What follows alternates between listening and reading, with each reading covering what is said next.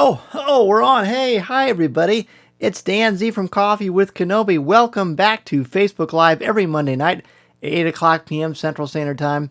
Just playing with one of my vintage Kenner collectibles from The Empire Strikes Back.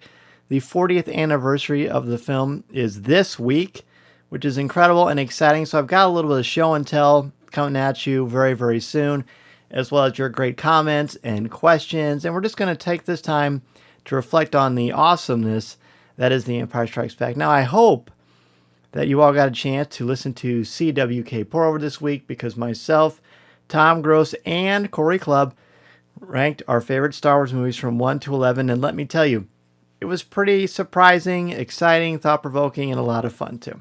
So, hello, everybody. I'm going to just get everybody's comments in here. Mary, good to see you back on the show, for sure. Hello, Eric. There's Dennis. We've got Minta. We've got Jim.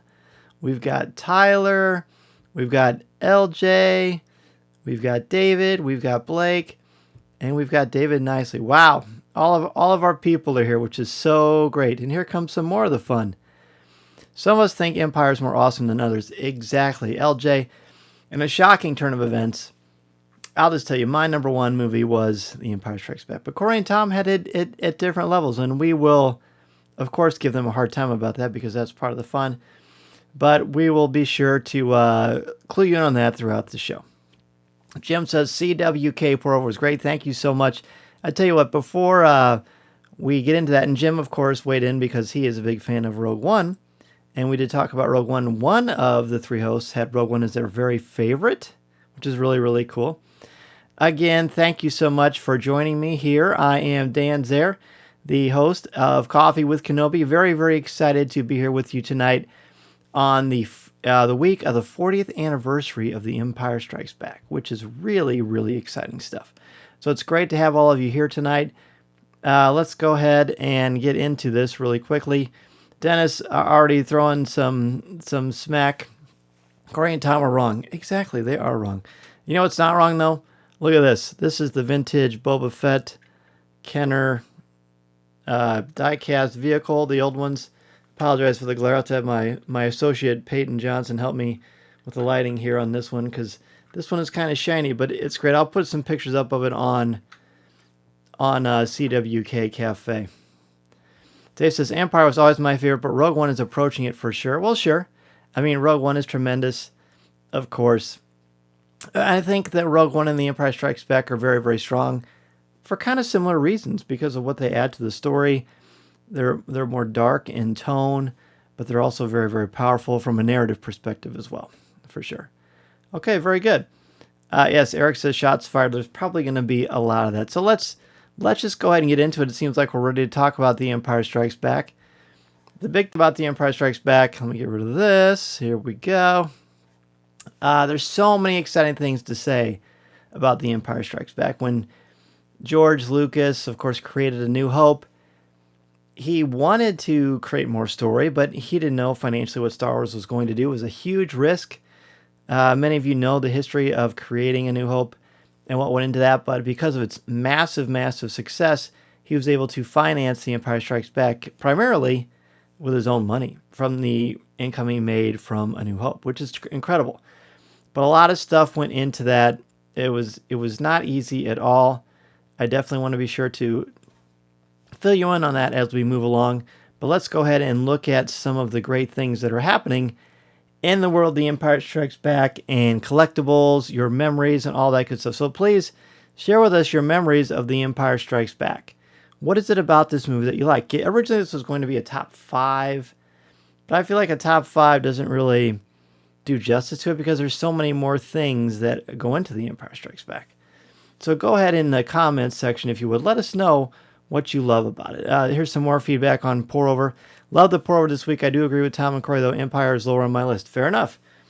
Another great thing about the list, Tyler, and I hope a lot of you will do too, is other people are weighing in and ranking the movies themselves 1 through 11, which is great. Dennis weighs in right away. AT-ATs. Yes, AT-ATs for sure are very, very, very, very key to the world of Star Wars and the excitement that it brought for us when we first saw this movie.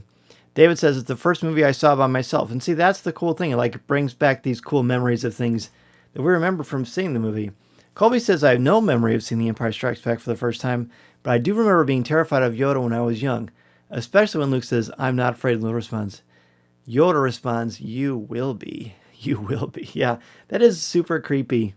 It still is super creepy. I agree with you. And I'm not really quite sure why they did it that way, but it's certainly worth exploring. Blake says Yoda. Yeah, Yoda is a massive part of it. The Battle of Hoth is the best battle. Yes, Tyler did do his list on his Patreon page. People have to go there and check that out. Seeing Boba Fett for the first time in Empire. Yes. I love how the good guys don't always win. Makes it more interesting. Yeah, I've got something coming up really soon where I talk about the appeal of The Empire Strikes Back from that perspective. The Ralph McQuarrie concept art is stunning for sure. The Hoth scenes were just incredible for me.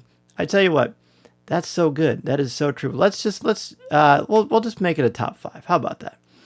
Because I think there's a lot of important stuff to talk about in The Empire Strikes Back. Now, my list is going to be more than 5, fair to say. But again, there's a lot to talk about with the Empire as we've seen already. Now, the iconic poster is also the shirt I'm wearing. The iconic poster of The Empire Strikes Back. I showed this shirt to my wife, and she said, "Oh, that looks like Gone with the Wind." Exactly. That was such a cool thing that she caught that. They wanted to evoke the classic Hollywood formula. You've got romance, you've got suspense, you've got Vader looming in the background. It's just an iconic poster for sure, and that's one of the things I love so much about it. David says snow speeders, for sure. Absolutely. The snow speeders are such a cool design. I'll try to show you this if it'll show up with the bad glare or not, but this is the classic Stormtrooper from Kenner. Yeah, there we go. There's the snow speeder right there. It's a really great looking, iconic die-cast one. These came in little packages, almost like a 3 3/4 inch figure. Even got the landing gear on the bottom too, for sure. My brother, Sean, says he was scared of Darth Vader. Were you really? That's great if you were. I mean, not great, but you know what I mean. That's so cool. I do remember, Sean, I'm not sure if you remember this, but when we were little, we were at an ice skating rink near the Sunbasket grocery store. And there was a guy walking around the ice skating rink in a full Darth Vader costume, and he was very, very scary.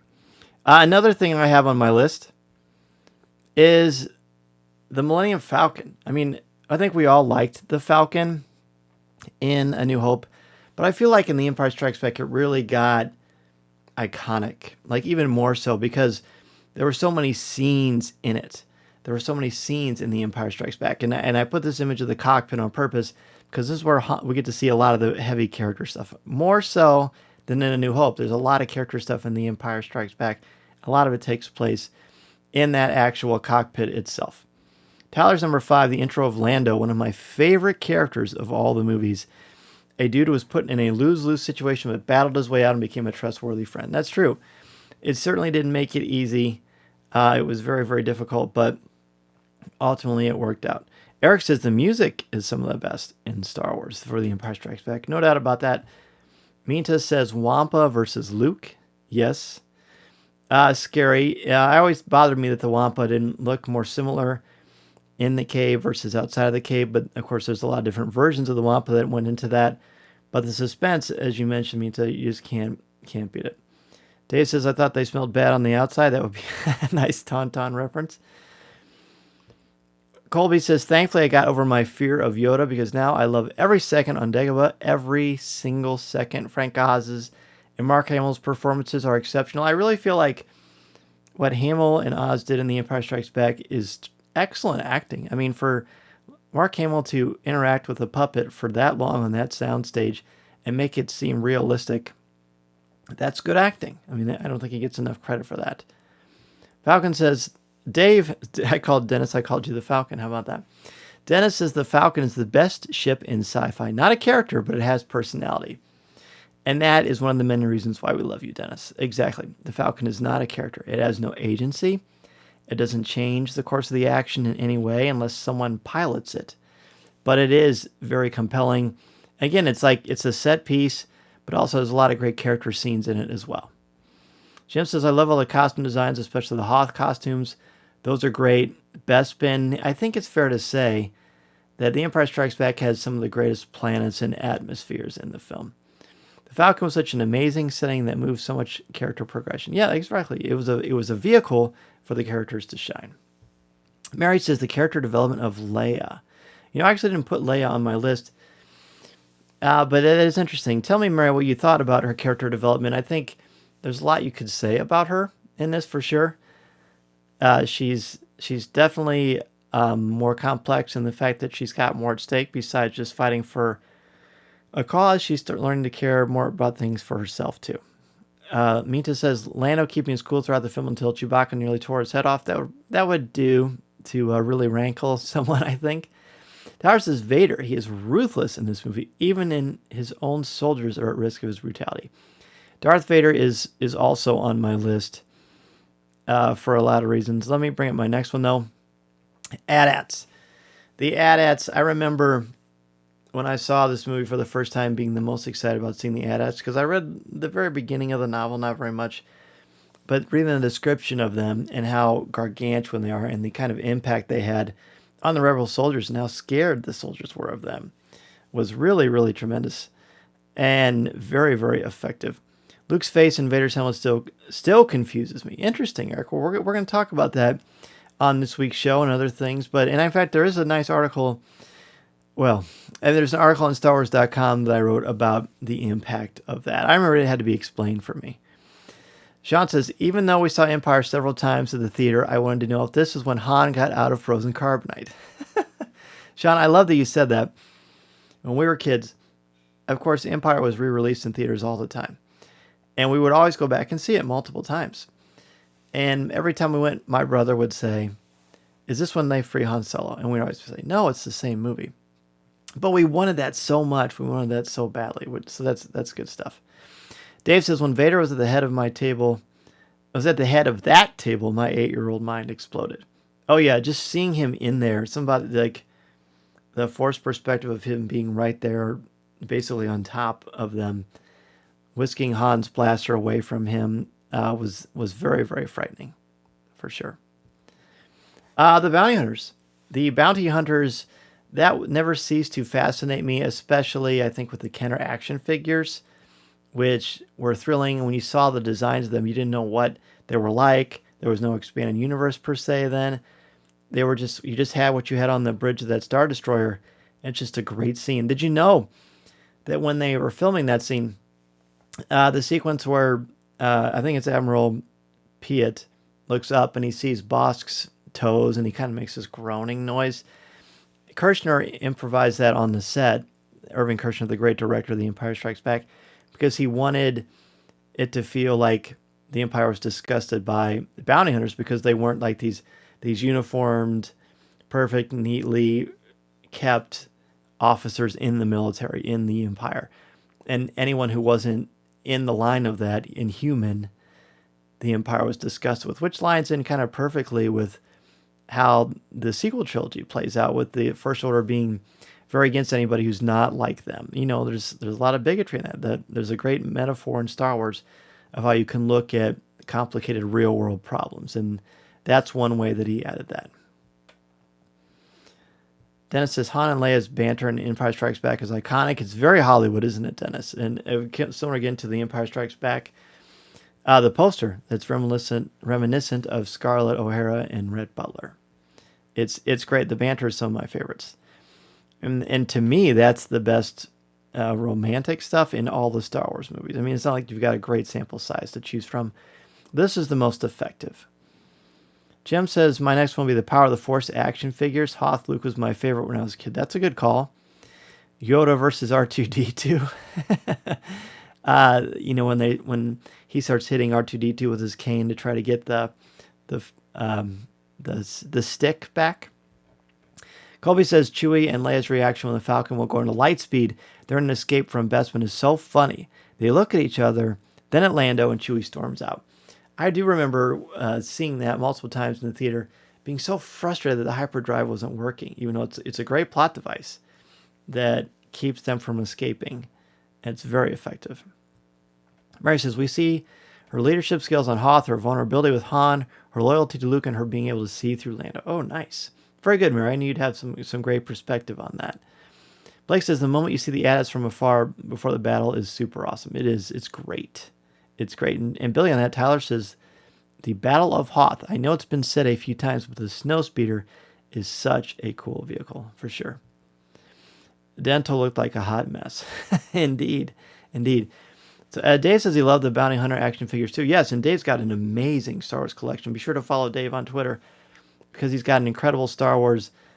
Well, it's become like a palace, hasn't it? Like the entire, is it the basement area? It's just really, really nice. Eric says, finally getting the Boba Fett figure was one of the happiest days. Now I can recreate the Cloud City scene. I said this many times, but Boba Fett, the design and as a figure is about as good as it gets. Now, the more we got to know him, the less appealing he was to me. But in The Empire Strikes Back, he's pretty much the epitome of cool. Dengar looked like a hot mess. I agree with David, he still does. Minta says, Han and Leia saying those famous words, I love you, I know, for sure. Absolutely, it's so iconic. Blake says the no disintegration line means a lot more after seeing The Mandalorian. Oh, that's true. That's a very good point. The next one I have is Luke's training on Dagobah with Yoda. So, again, growing up seeing this, those scenes, I thought were fine, but I wanted to see the Han stuff, I wanted to see the Vader stuff, and I wanted to see all the action. I didn't realize what was going on, but now as an adult, when I watch the sequences with Yoda, to me they are the best. It's the most inspiring and thought-provoking, and I still use a lot of the things that Yoda says in my classroom when I'm teaching, or even when I'm with the kids. I just feel like there's a lot of wisdom in Yoda, in believing in the Force, believing in yourself, and being patient, and being mindful of your surroundings and where you're at. I just did an article last week about the meaning of do or do not, there is no try, and got some great feedback. So thank you so much, everybody. Be sure to read that on StarWars.com if you have not already. It was great, and they featured it for a while on their Empire Strikes Back page, which I was very flattered by. I thought that was awesome. Elizabeth says, I enjoy the Millennium Falcon. Good call. Elizabeth is my niece. Hello, Elizabeth. Good to have you on the show for sure. Mason is watching too. But yeah, the Falcon is great, and I'm sure when you go to Galaxy's Edge someday, it's going to blow your mind. Tyler says, Luke's journey, great character building, and Mark Hamill deserved an award for acting that well alongside a puppet. Totally agree. The asteroid field, Dennis says, and the music that comes in there is really, really powerful too. Oh, that's all right. Dennis had more to say. It's all right. Enter is a pesky thing. I totally understand. It set the standard for space pursuits and escapes in Star Wars. I agree. There was real cost. When the asteroids were flying towards the Falcon, like, even though I'd seen it before, I really feel like there were so many close calls that the Falcon could get hit. And it's great. It's suspenseful. Did you know that, for fun, the ILM guys, some of them put some baked potatoes in there? And if you look closely, there's a few that come right by the cockpit of the Falcon. They're actually baked potatoes. So you may know that, but if not, be sure to check it out. They wanted to see if they could get in there, and they certainly did. Minta says, my number one favorite memory is when Vader reveals who he is. No, I am your father. And the line is, no, I am your father. He never says, Luke, I am your father. That has become kind of a misnomer, but he never says that in the movie. He does say, as Minta points out, no, I am your father. I love the scene inside the space slug. It took Empire into horror movie territory for a short bit. I agree. And that's another thing that's great about this movie. It kind of crosses the lines of different genres, for sure. All right, so my next one, also, as Murray's about to point out, the carbon freeze chamber.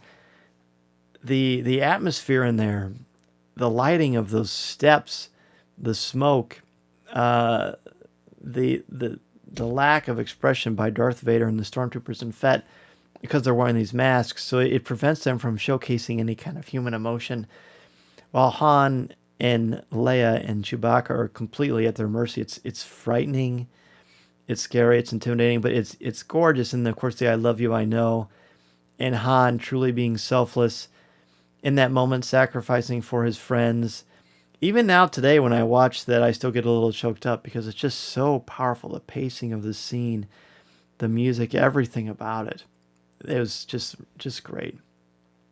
The training scenes with Yoda are my favorite, especially "That Is Why You Fail." Brent, I totally agree. Very, very effective, for sure. David brings up Yoda, and don't judge anyone by their size or appearance. A fantastic lesson for life. I agree. It's very Tolkien-esque. You don't judge someone by the size, but by the strength of their character. And Yoda is the best example for my money. The detail and authenticity of the Dagobah set still blows my mind. It holds up to this day.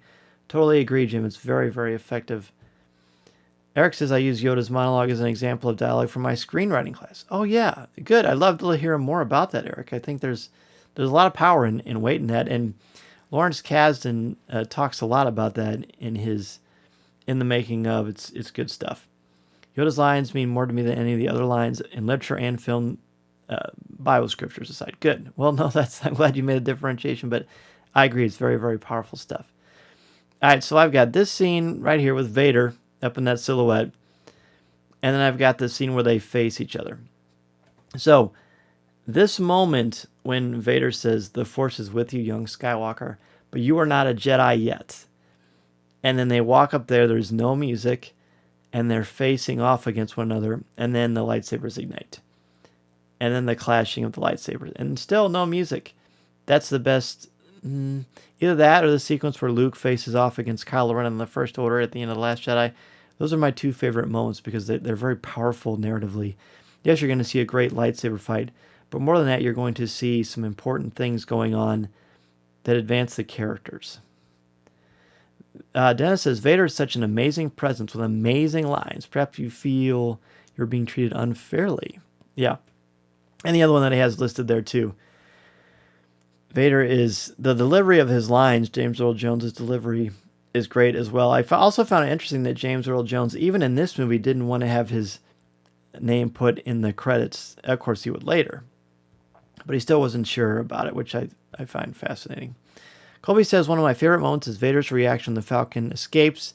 He sees it disappear, he turns, looks back, and then slowly walks off the bridge while everyone watches terrified. It's brilliant, especially since he has no visible facial expressions. Yeah. He portrays a lot of emotion without seeing like the whites of his eyes, and I think that's good acting. David Prowse is credited for that, as well as James Earl Jones' iconic vocal performance. Brent says, another reason to not watch the films in chronological order is that it ruins the introduction of Yoda. Oh, good point. Yeah, Yoda's more powerful the way he's revealed in The Empire Strikes Back. I agree. Yoda lifting the X-Wing, such a powerful, epic scene, amplified by John Williams. Oh, you are absolutely right on, Tyler. We already talked about Vader, but I just put the picture up. Of course, I am your father. But the fact that you can take this character who's more machine than man, this is great, beautiful black armor costume, and get so much emotion and pathos out of that. In this pivotal scene where Luke learns the lineage that he is a part of, and the fact that his dad is the biggest evil in the galaxy is very, very powerful. Tyler says, people saying Luke, I am your father hit a real nerve, just like the people who call Raphael Ralph. Fair enough. Yeah, it's okay. I mean, at least their heart's in the right place, right? At least they're quoting Star Wars, but I know what you're saying. But there are other famous lines. Like Casablanca's got a great famous line that's often quoted that isn't exactly how it is in the film either. So it's in good, it's in a good neighborhood unity. I can't think of the word right now. I don't know. Good company. There you go. I knew I'd figure it out. I love you. I know it's my text tone, so you know it's iconic. Oh, nice. Yeah, it's great.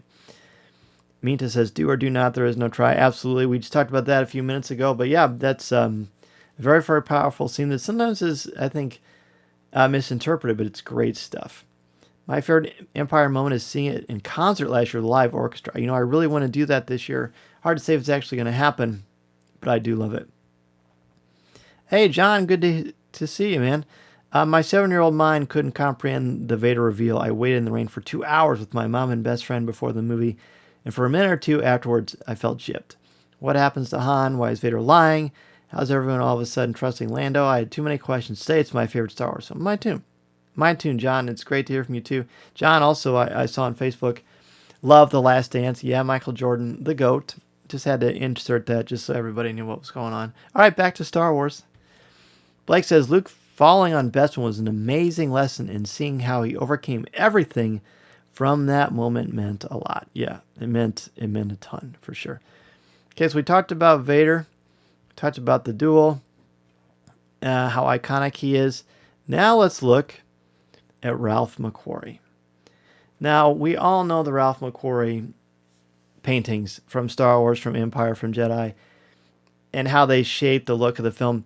But until I read The Making of the Empire Strikes Back, I had no idea how integral, I mean truly integral, Ralph McQuarrie was to shaping George Lucas's masterpiece, The Empire Strikes Back. Well, all of the films, but especially Empire. You know, the look, sort of helping Kirshner and George and Kasdan shape where they want to go with this thing. It's just so impressive. Luke failing on Bespin was an amazing lesson, and seeing how he overcame everything from that moment meant a lot. I agree. Extremely important stuff. Eric says it was cool seeing Vader on a planet instead of a ship or in the Death Star. Yeah, whenever he is on a planet, especially in Hoth, when he's marching with the snowtroopers, you get an extra sense of dread because, you know, I mean, Vader's scary enough on his own, but when he's on the same planet as you and he's in the same area as you, it's bad. Just ask the soldiers at the end of Rogue One for that. David says, watching it now, I see Hayden's facial expressions under Vader's mask. It ties the two trilogies together. Oh, I like that. I hadn't thought of it that way before. Brent says, it's the first movie I ever saw where the good guys didn't win at the end, and it blew my mind. I agree. And what I tell people is, when you saw Infinity War at the end, when Thanos wins, and it's over, I remember thinking, well, this is The Empire Strikes Back for this generation, because the bad guys win at the end. The difference is that in The Empire Strikes Back, you had to wait 3 years to find out what's going to happen. And that seems almost impossible to fathom now in these days. More Cloud City, the look of Cloud City, the cloud cars. Again, McQuarrie shaped so much of this iconic look of this film. Also, we have the Probe Droid. I really love this one. It's just so cool because it's so close to what it actually looks like in the movie, but so artistic and beautiful. Again, McQuarrie loved doing it, and he's so integral to the look of this film. I keep mentioning The Making of the Empire Strikes Back. This is the cover. I think you can still find it on Barnes & Noble or Amazon. Written by J.W. Renzel. He did one for each of the original trilogy. And my wife will certainly attest to this. I can't get enough of this book. I love it. I read it in the mornings. I try to read it at night when I can. It's fascinating. There's so much that goes into it. I'm saving a lot of my stories for this week's podcast, where we've got a very special guest talking about The Empire Strikes Back. But, you know, if you're interested at all in making this movie, I highly recommend it. Dennis says the care that Chewbacca takes with respect to 3PO before Goldenrod becomes insufferable. Yeah, there's a lot of nice tenderness. I think that's important, too, for seeing what Chewbacca is like as well. David, Ralph is an underappreciated treasure. He really is. He really is. Without Ralph McQuarrie's work, we wouldn't be talking about the film today. There wouldn't have even been a sequel. It's very possible he was so integral to, again, the shape, the formation, of the look of this galaxy. First Star Wars movie I saw in theaters, 5 years old. Nice. I love it. Let me see. I was 7 when I saw Empire in the theaters. I'll never forget it. In fact, a couple times my mom let us see it twice in a row in the same day in the theater. We left, went back and paid again, and went back in again. Great. I'm sure Mom got a great nap out of that. What other movie franchises is artist is so celebrated like Ralph McQuarrie? It's a good question. I mean, it's certainly Doug Chiang with the prequels for sure, but the pedigree was there with McQuarrie. Lisa says, I have 2 Empire Strikes Back concept art images signed, a number by Ralph McQuarrie. One is also signed by Mark Hamill. Wow, Lisa, that's super cool. You should put a picture of that up because that's really, really cool stuff.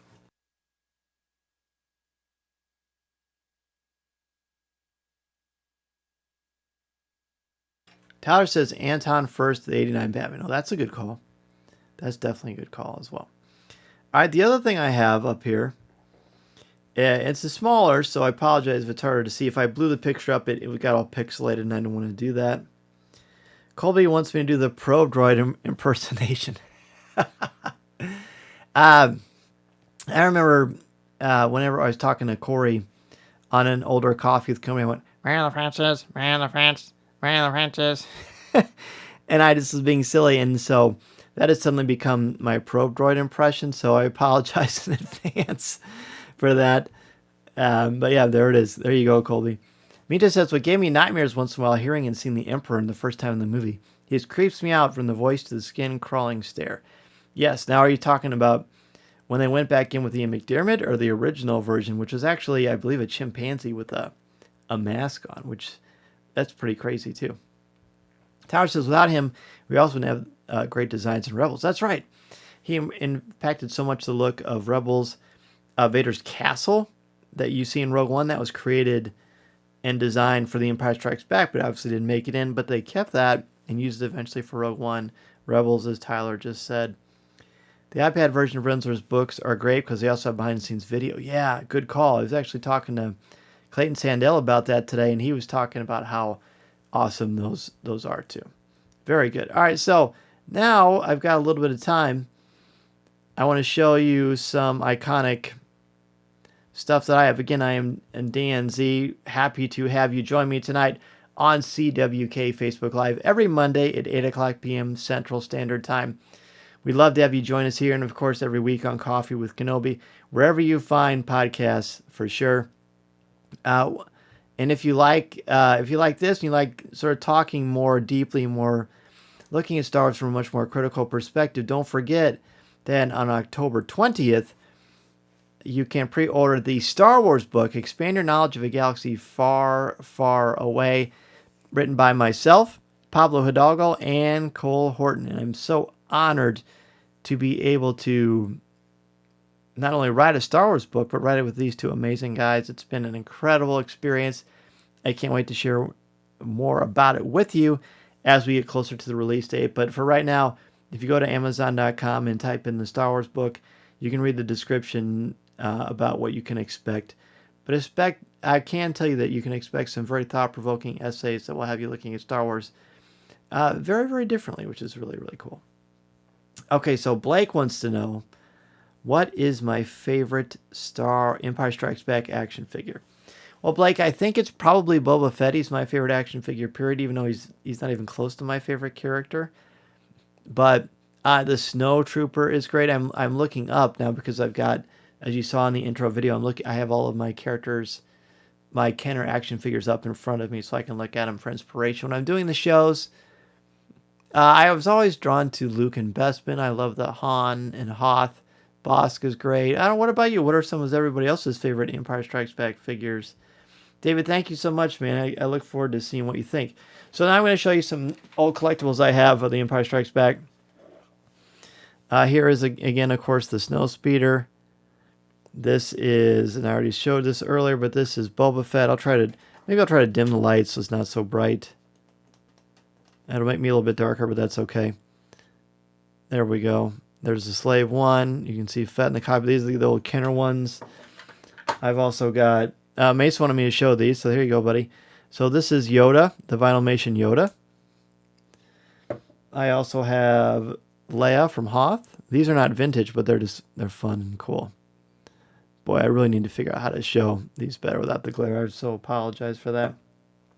Here's Leia from Bespin as a Vinylmation. I love these. I wish that Disney still made these because they were so much fun. Speaking of loving Han, there's the Han Bespin.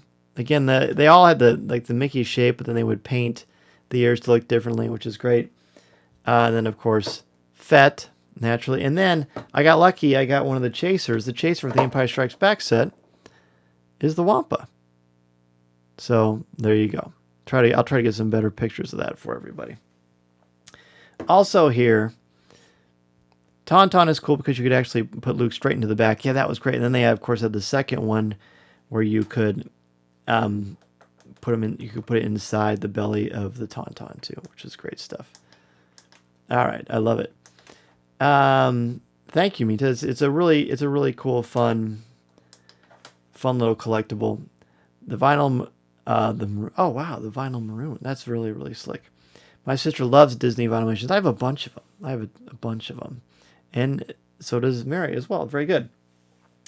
Another prize thing for my Empire Strikes Back collection is the Empire Strikes Back movie. But this, ladies and gentlemen, is the beta. the beta version, not VHS, but older than VHS, beta.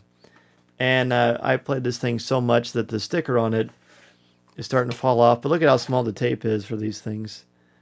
It's great. I actually think it'd be fun to watch this version of it on the 40th anniversary, which is Thursday.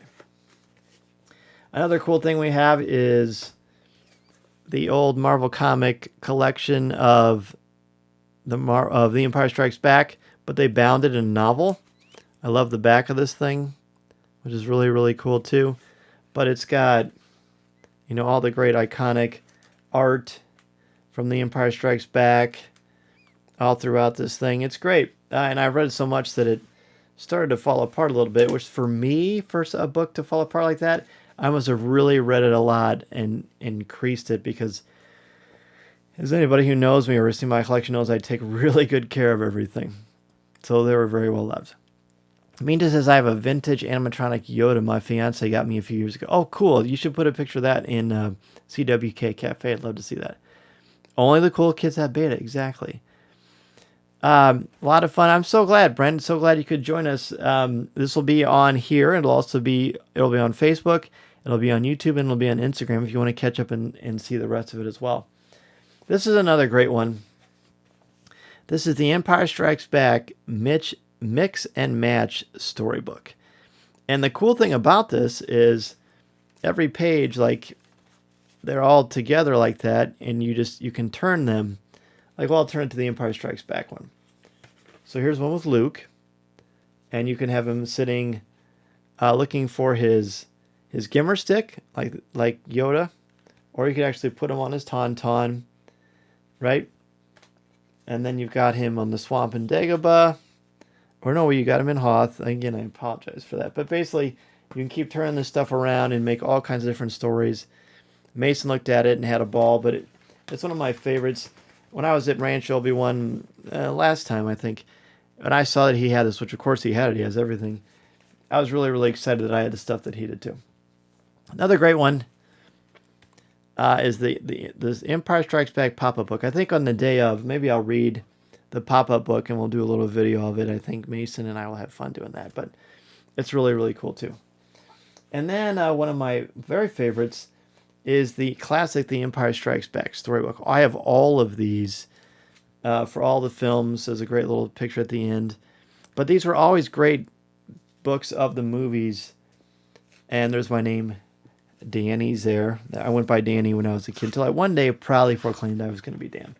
But it always has these great openings where it tells you a little bit about each character as well.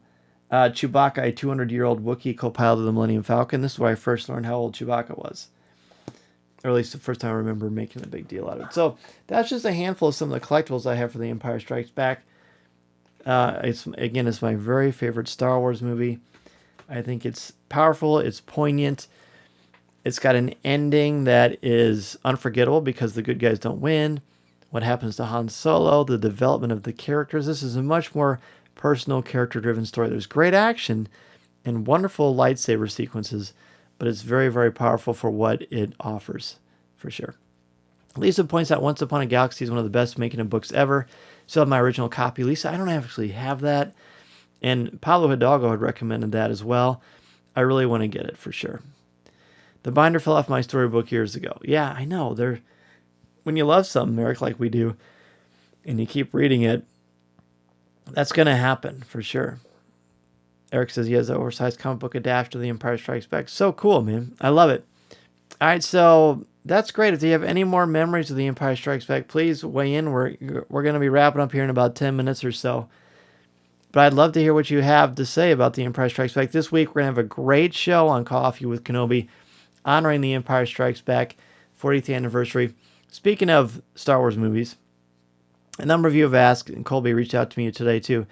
Hey, on Pour Over, you guys, when you ranked the 11 Star Wars films, you mentioned a feature-length commentary of Star Wars A New Hope. Where is that? Did I miss it? You didn't miss it.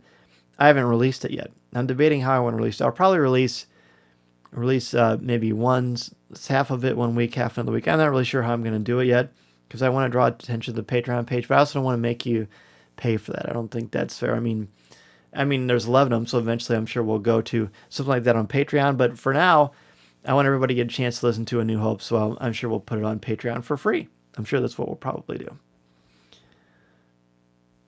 And Eric says, when did you see it first? I saw it in when I was 7 in 1980 in New Orleans, Louisiana, and it completely changed so much for me. So very much. I love it. Well, anyone else have any other memories they want to share about The Empire Strikes Back? Certainly weigh in, but in the meantime, it's time to go into our Ask Dan Z segment. This is where you can ask me anything you want to ask me about Star Wars, about The Empire Strikes Back. You can certainly weigh in. Ask me about collecting. Ask me about podcasting, things like that. But again, if you want to share The Empire Strikes Back memories, that is great as well. So let's go ahead and move on into our next segment, Ask Dan Z. Ta-da! All right. So, in this segment, as I just mentioned, you have the chance to ask me anything you want to ask me about Star Wars, about The Empire Strikes Back, any of that good stuff. Blake says, I feel at the end of The Empire Strikes Back, even though the good guys lost, you felt so much hope as you looked at Luke and Leia out from the medic ship. I agree with that. I completely agree with that. There's still a little bit of hope, even though it feels a little more bleak, but it is there. David wants to know, what was the best lesson you took from The Empire Strikes Back? Wow, that's a good question. I mean, I think as far as right now, the best lesson I took from The Empire Strikes Back, I do think it's do or do not. There is no try. I mean, I guess that's an easy one because it just stands out for people. But I love that because it's not about don't try. And what Yoda is saying is, Luke, you say you're trying, but you're really not going to try. You're really not going to give your best. Give your all or don't. Make things happen for yourself. And that is exactly what Luke does. But it takes him a long time to figure that out, which is why Luke says that's why you fail. And it's okay to fail, as we know in The Last Jedi. Tyler says, I rewatched it a couple of weeks ago and I enjoyed it more than in the past. I've gotten a few of the 40th anniversary Black Series figures. If people are interested, I can take some pictures and share them so you can all see the sculpting and detailing. Please do. Put them on CWK Cafe. Love to see them. Eric wants to know what kind of video software I'm using. I'm using a program called Ecamm. It's for Macs only, and it's a great, obviously. I can send you a link if you want to learn more about it, for sure. When do you plan on watching The Rise of Skywalker again? Colby, that is a good question. I revealed on the CWK portal this week that I've only watched it in the theater, and I saw it 4 times in the theater. And it was memorable. Obviously, it was memorable because of The Rise of Skywalker. I got to meet Harrison Ford, and that's something that I will never forget. I got to bring my wife to the premiere. That was exceptional. I don't know when I'm going to watch it. It's not like I'm purposely not watching it, but other things kind of rise to the top. Whenever Mason wants to watch it, I'm sure we probably will. What's a Legends character you love and want canon? So, when Coffee with Kenobi started, I talked about when it was known as the Expanded Universe, and we actually had a big show about it with one of my former students, and I talked about the fact that I like the Legends line, but I don't like everything in the Legends line. It's certainly not something that has been my favorite thing in all of Star Wars. So that's a good question. I would have said Thrawn, but he's obviously in it. I might have to think about that a little bit. Who's your favorite character in the Legends line? Because a lot of the ones that I like, they end up bringing in the Clone Wars or Rebels. Anyway, so that's cool. What I really want to read is Splinter of the Mind's Eye, which is, of course, the first official, not canonical, but Legends line of books. I think that would be cool. But as far as characters that I want to see that are not canonical and make them canonical, I'd really have to think about that. I'm pretty satisfied with the output that we have, but I will definitely think about it. Blake can get back to it. It's a great question. Going back to Clone Wars, we never did see what happened to Cad Bane. Do you think it could be written in The Mandalorian? I mean, that's a good question. Cad Bane is probably my favorite bounty hunter besides Din Djarin. So I don't know what happened to him. I feel like he went into hiding or he's still out there somewhere. It's hard to believe that anybody could best him. If you could use one character's lightsaber, who would you use? There's so many lightsaber hilts that I love. I love Anakin / Luke / Rey's. Luke's from Return of the Jedi is really, really cool. I like Obi-Wan's from Revenge of the Sith and A New Hope, but probably Anakin's. I mean, because it's like, to me, it's the quintessential lightsaber. How do you generally feel about the current state of leaks and rumors on social media? I always avoid spoilers. Spoilers has been kind of exhausting for me, seeing so many leaks and rumors. Well, Jim, I don't like it at all. In fact, I've actually gone on and muted a bunch of words that are Star Wars related so they won't pop up in my feed, because I know there's a lot of stuff out there about The Mandalorian, but for me personally, I much prefer to wait and see it on my screen. I talked about this on last week's Coffee with Kenobi, actually, and on looking at Lucasfilm more accurately with Jim Hill. But the thing that's effective to me, one of the great things about the first episode of The Mandalorian in that whole first season, is we didn't know about the child. We didn't know about Baby Yoda. There was no leak. So we actually get to experience it in the narrative. And I want to experience all these characters that are supposedly going to be in Season 2 of The Mandalorian. I wanted to see them in the narrative, not from a casting thing. So that kind of drives me nuts. Darth Revan is a great choice. I hadn't thought about that. Are you doing anything for the anniversary of Episode 1 tomorrow? Actually, Mason and I had talked about watching the Phantom Menace this week, so we probably will. That's a good idea. Thanks for reminding me of that, Eric. At this point, the entire group has been cast in Mando Season 2. It sure feels that way, doesn't it, LJ? It's just something that I feel like it's there, and it's hard to kind of navigate the minefield that is social media if you want to avoid spoilers and leaks and things like that. But you do your best, right? Or you just learn to scroll really quickly and glaze your eyes over it if you don't want to find anything out. It's going to be tricky, for sure. And now that I think people know there are secrets that are out there, I think people will be snooping around more and looking for stuff. And I'm sure agents like to leak stuff to get, their talent some instant Star Wars cachet and credibility, which I understand and respect.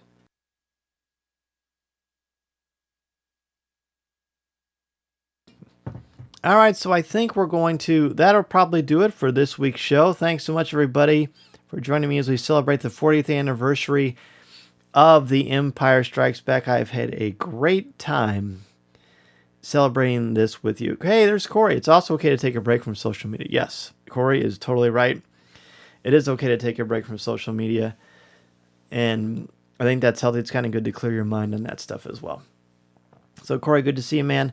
Corey, of course, is responsible for making these beautiful slides and making them look as good as they do. So thank you so much, my friend. Hey, John. Thank you so much, man. LJ, have a good night. Happy Empire Strikes Back week, everybody, for sure. It is a very happy The Empire Strikes Back week. There's no doubt about that. Again, if you're interested at all in reading more about Star Wars and learning about this mythology, be sure to tune in. Check it out. October 20th on Amazon.com. You can pre-order by myself, Pablo Hidalgo, and Cole Horton, the Star Wars book.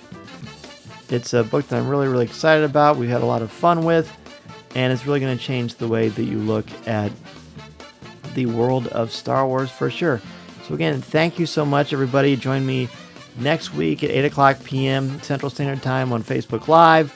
Listen to the show on iTunes, Google Play, anywhere you can find podcasts. You can find Coffee with Kenobi. See you, man. Good to see you. Colby, good to see you too. Tyler, thanks so much, buddy. This is indeed the way. Minta, for sure. Be sure to let me know what you want next week's top 5 to be about. I purposely didn't put it on there because I kind of want to enjoy this week in The Empire Strikes Back. But we'll put it on social media so that you can find out for sure. But until next time, everybody, have a wonderful week and weekend. And remember, this is the podcast you're looking for.